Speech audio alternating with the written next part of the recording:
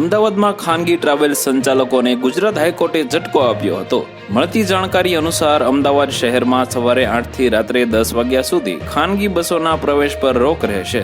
ગુજરાત હાઈકોર્ટે પોલીસ કમિશનરના જાહેરનામાને લીલી ઝંડી આપી હતી। અમદાવાદ શહેરમાં સવારે 8 થી રાત્રે 10 વાગ્યા સુધી ટ્રાવેલ્સને પ્રવેશ મળશે નહીં। હાઈકોર્ટે કહ્યું હતું કે પોલીસ કમિશનરનું જાહેરનામું કાયદાથી વિપરીત નથી। શહેરી ટ્રાફિકને ધ્યાનમાં રાખીને પોલીસ કમિશનરે જાહેરનામું બહાર પાડ્યું હતું।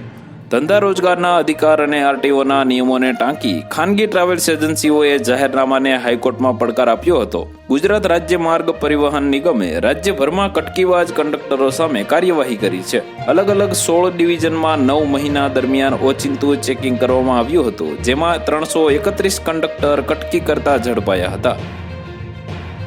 તો વધુ માહિતી મેળવવા માટે ચેનલ સાથે જોડાયેલા રહો। વિડીયો પસંદ આવે તો લાઈક કરી દેજો। ચેનલમાં નવા છો તો સબસ્ક્રાઇબ કરી દેજો।